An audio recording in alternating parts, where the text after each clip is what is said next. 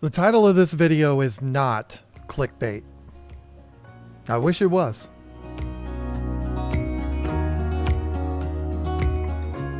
Your eyes are not playing tricks on you. This tank behind me here is turned upside down. It is in shambles, and it looks very different than it did last time you saw it. I got to be honest. I've been making videos on YouTube for 14 years about how to keep aquariums. And at this point, I have no idea why you watch any of them. Why would you listen to me? So let me tell you the story of what happened and then tell you what it is that we're going to do moving forward, because we do have a plan. It's a plan that was come up with by my wife, and it was come up with very quickly as a way of relieving me of the pain of what has happened over the last several days. So anyway, I am recording this on February 6th, the weekend after the worst cold storm I've experienced here in North Carolina. I moved to North Carolina to get away from the harsh winters. I realize it's not terribly different here versus Virginia, but it is a little bit different. And I guess the winter has just followed me down here. I'm not trying to make a joke about it, but listen, if you can't make a joke, what are you even doing? Even in the worst times, you got to figure out something funny about it, even though there's nothing funny about that storm. So what happened here in North Carolina is we knew we had a storm coming, and it wasn't like a hurricane because it's middle of winter time. It wasn't a tropical storm. It was a winter storm. We knew it was coming. We had plenty of time to prepare for it, and prepare for it. I shouldn't say we did. Lisa did.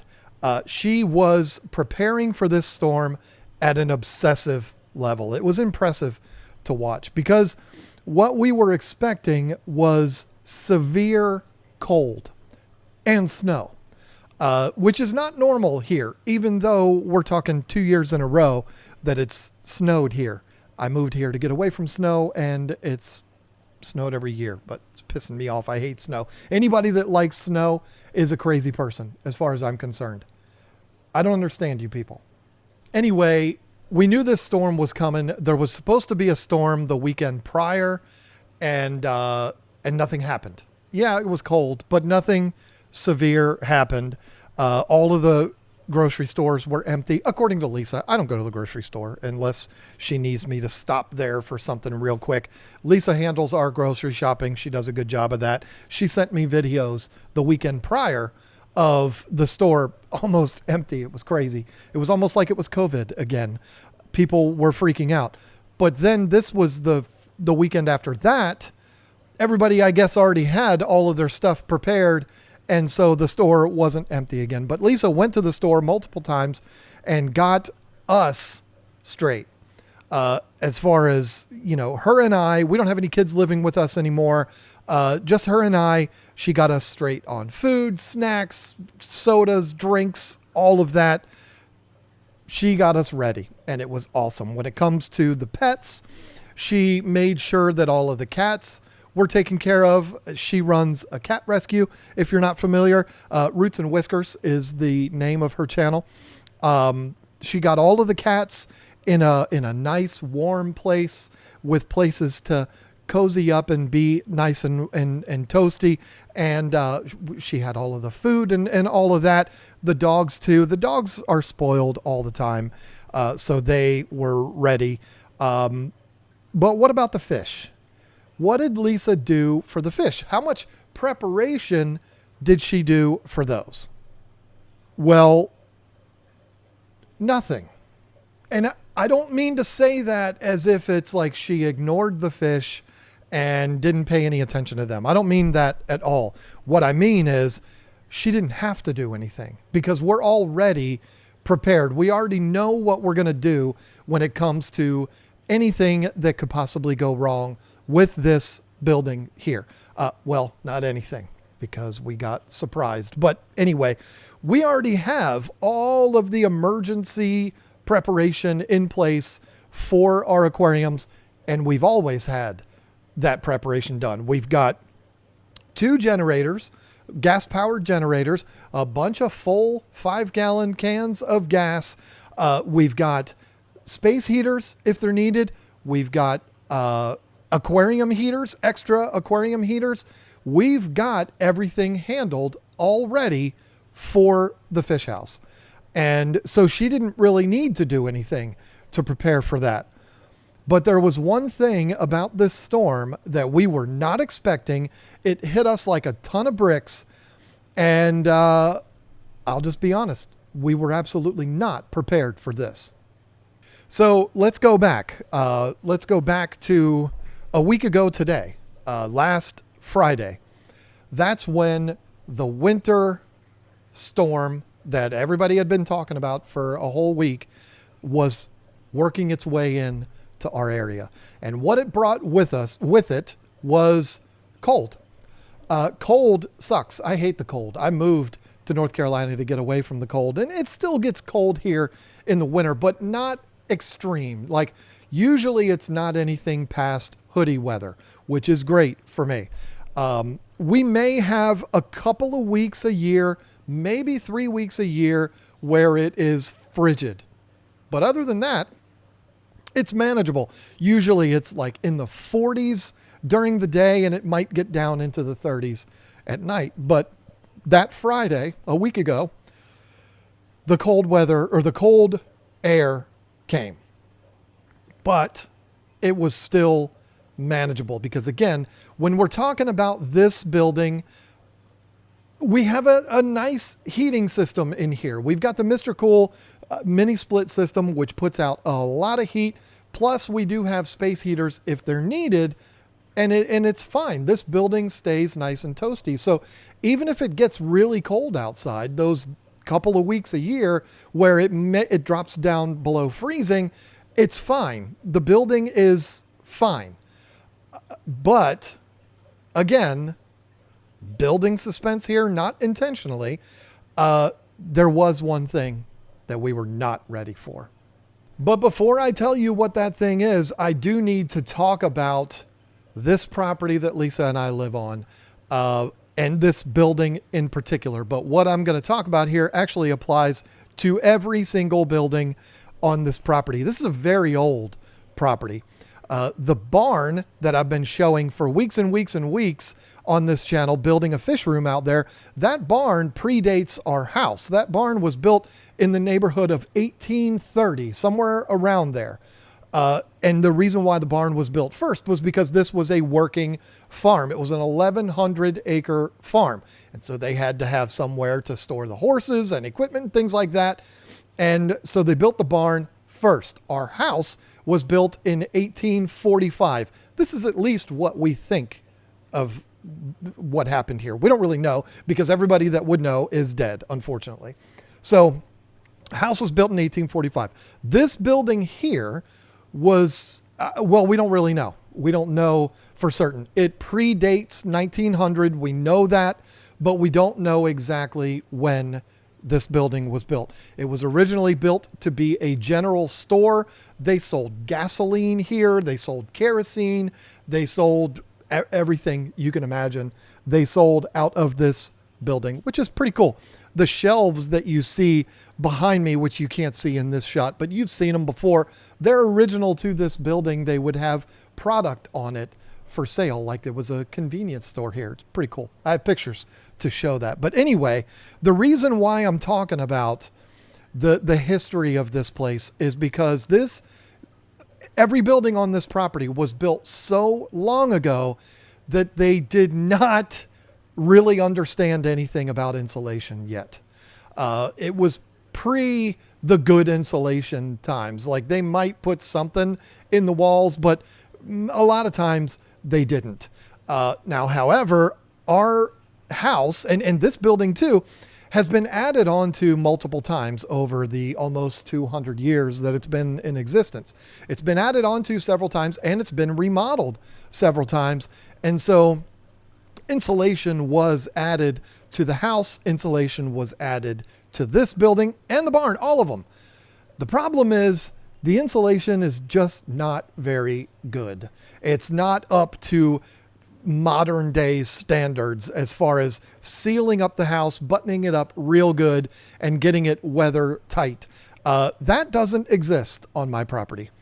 And so when you have a, what I call leaky house and leaky buildings, there is air that can go through those windows that are not very efficient, and even the walls. You've got cracks, you've got seams, you've got places where air can actually infiltrate into the building.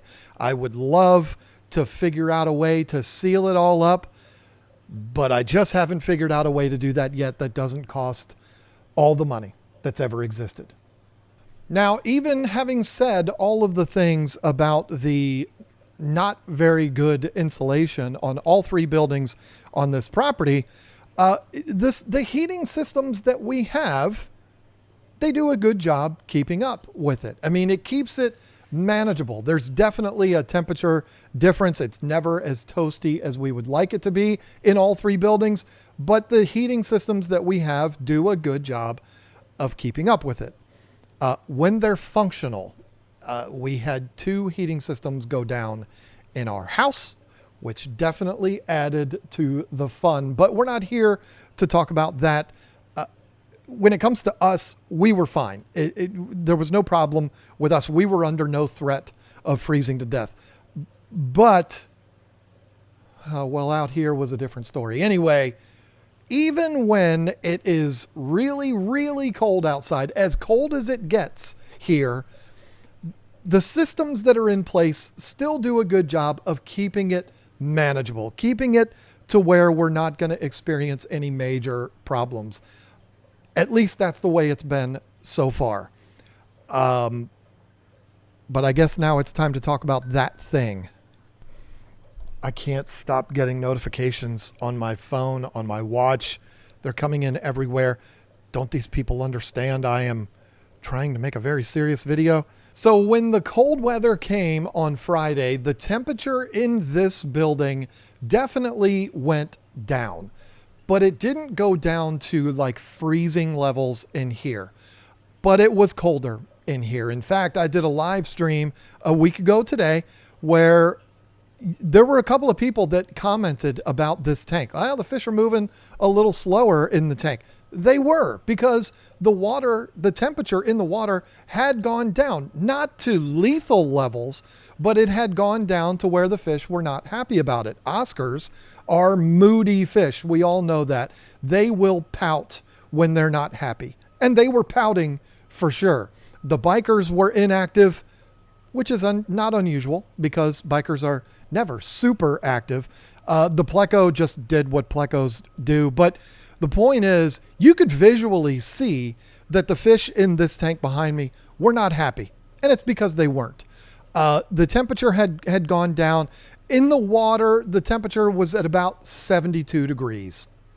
Not outrageous. I mean, shoot, Oscars can survive a lot colder water than that. But because of the heating system that we had in here and because of the heaters that we have in the water, it's fine. But as a precaution, we went ahead after the live stream on Friday and we added some more heaters. Well, we added one more heater to this tank and one more to the two 240s that we have running.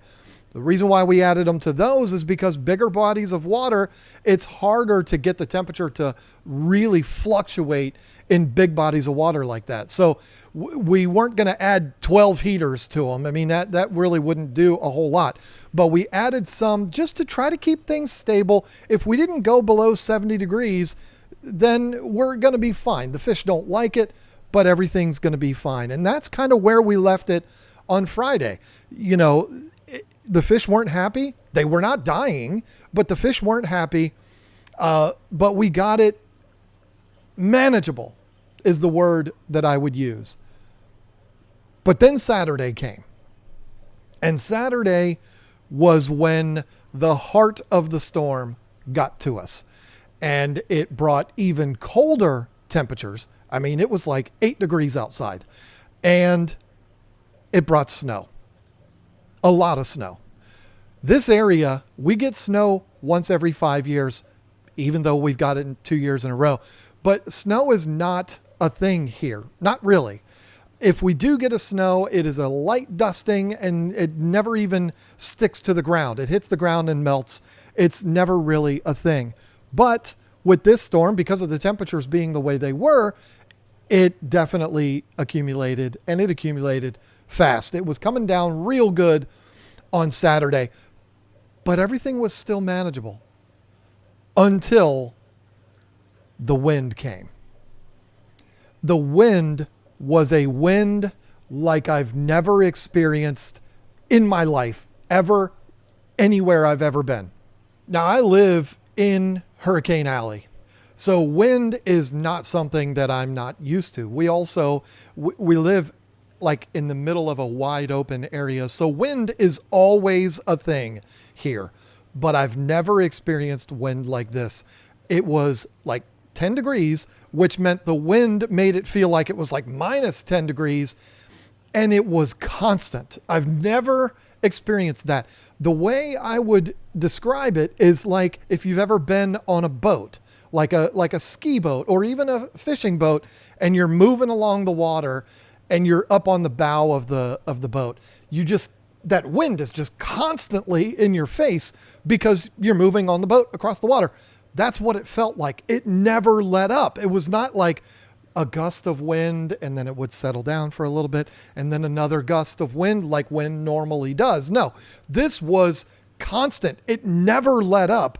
And it was like the apocalypse. I've never experienced anything like that. It was a nightmare. And it was a nightmare for more reasons than just making us uncomfortable. Remember when I talked about these buildings being very leaky and having cracks and little things, little areas where air can come in because it's not insulated the best? And everything is usually fine because the heat systems will just work overtime and our electric bill will go way up, but it is what it is.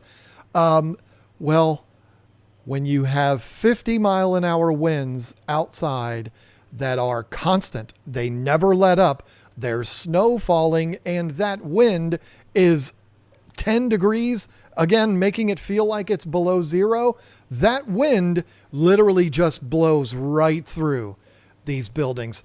Every building on our property, with the exception of the barn, which is weird. I guess the barn is the best insulated building on the property. The house and this building were the temperatures just plummeted in here. The heat system was laughing at us because it was like, what do you think we're going to do with this? This is insane. It felt like when you were standing in this building, it felt like you were standing outside. And I'm not kidding you. It was literally snowing in this building and in our house. Where the cracks are and where the wind was blowing so hard and the snow was coming down so hard, there were literally flakes falling in this. I've never seen anything like it, and you wouldn't believe it unless you were here to see it yourself, but it happened. There was snow accumulating on the floor of this building. Now, I'm not talking about the whole thing. I'm talking about little areas where air was able to infiltrate and you would see little snow it was wild. Snowing indoors. Oh, it got so cold in this building. Again, like I said, it felt like we were outside.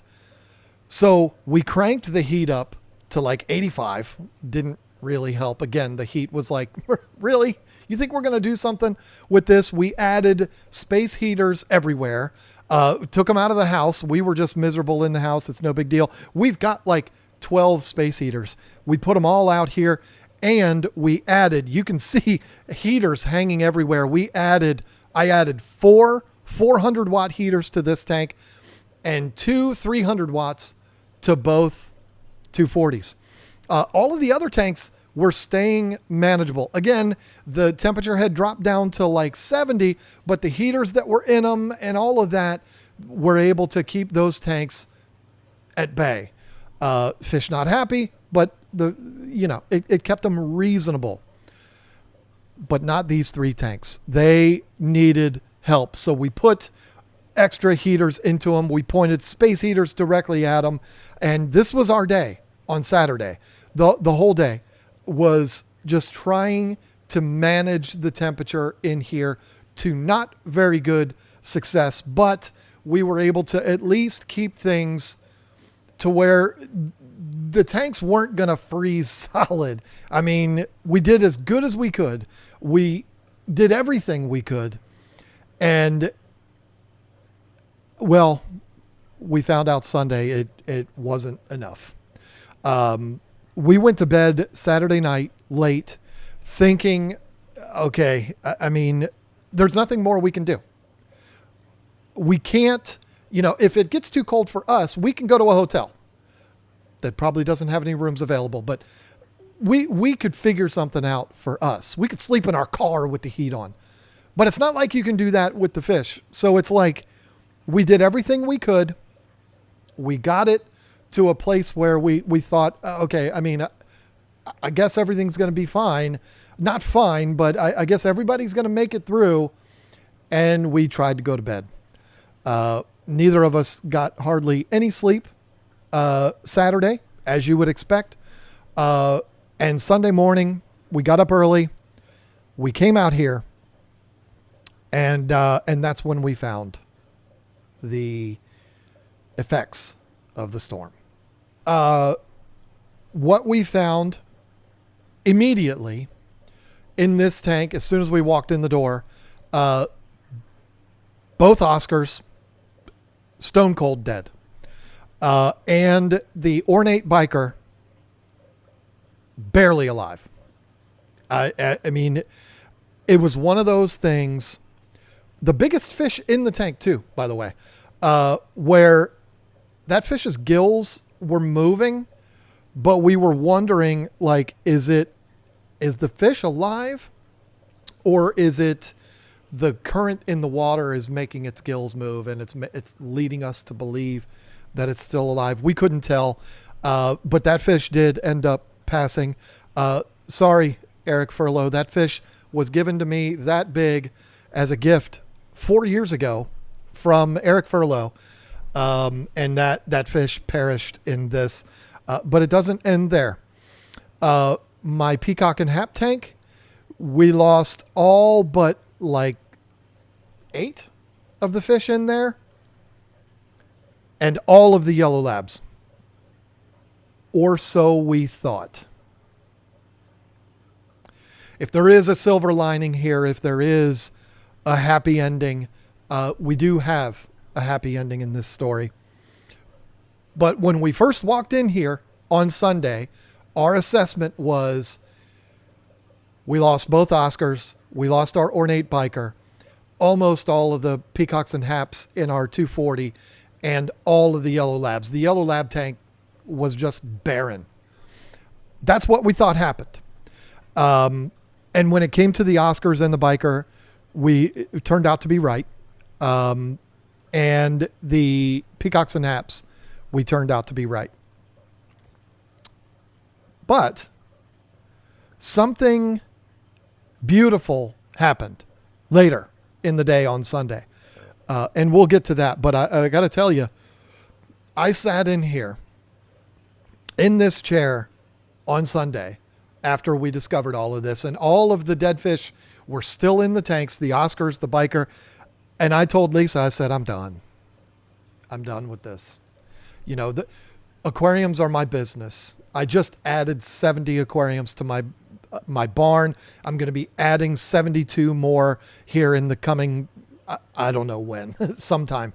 I'm going to be adding 72 more tanks to that barn. That's going to be where I get this hobby. That's going to be, my business, my hobby. That's going to be it. As far as this building, I'm over it. I'm out. I'm done. And Lisa understood. By the way, it wasn't me just me that took a hit here too. She did lose a fish out of her tank. She lost one of her severums, which was terrible because it's still a baby. The biker that I had in here was like 5 years old. The Oscars, they were 7 years old now, 6.5, 7 years old now. So now a 6-year-old biker is still very young because they can live for a really, really long time. But 7 years for an Oscar, that's an elderly fish. So it probably had a lot to do with why they didn't make it through. But the severum that she had that passed was still a baby. I mean, it was under a year old. I mean, it was still a little thing. So that was very sad. I'm not the only one that took a hit. She took a hit too. But when I told her that I'm over this, I'm done. I'm not going to quit my job. I mean, I have a business that's with aquariums, but the hobby part, I'm over it. I'm done. I'm not doing it anymore. And she was like, I understand, you're emotional right now, but I understand. And she was like, I'll take care of these tanks. They'll be mine now. Which at the time I was like, okay, you can have these problems. Sure. You want to take on this problem? You go right ahead. And I went in the house and I sat directly in front of a space heater, because I was frozen solid practically. And, maybe like 3 hours later, I got a message from Lisa. Now I do need to mention, I think it was around like 10 a.m. The wind finally stopped. 10 a.m. on Sunday, after we've already discovered all of this carnage, after all of the emotion that followed that, I go in the house. The wind finally stopped at around 10 a.m.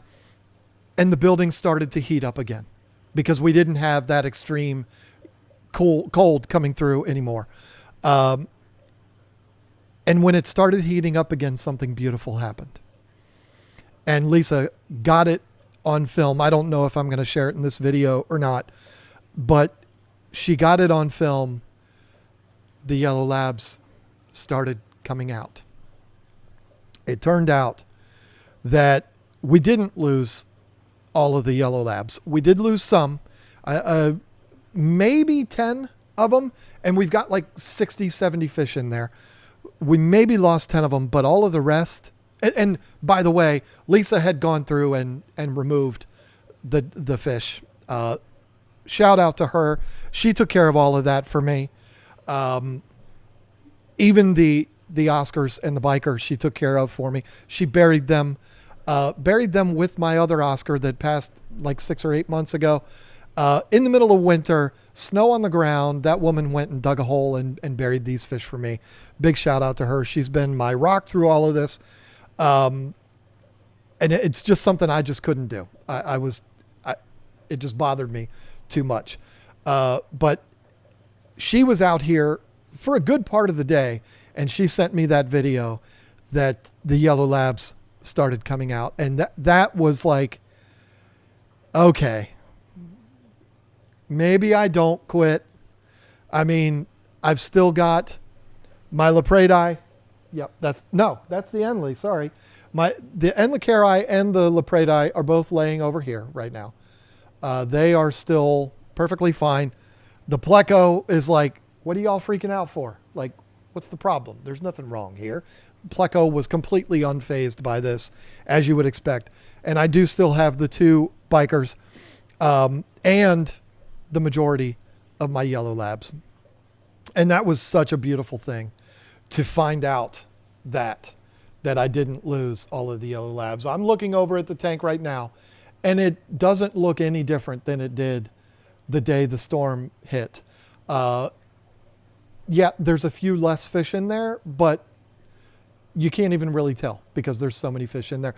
Even the little babies are still perfectly fine swimming around in there. So that was a tremendous relief. Wasn't a total loss like we thought it was, but it was still a substantial loss. And It was tough. But what are we going to do now? So the interesting thing about this is Lisa had a plan as of Sunday night. Like, she was like, all right, I know exactly what we're going to do. And I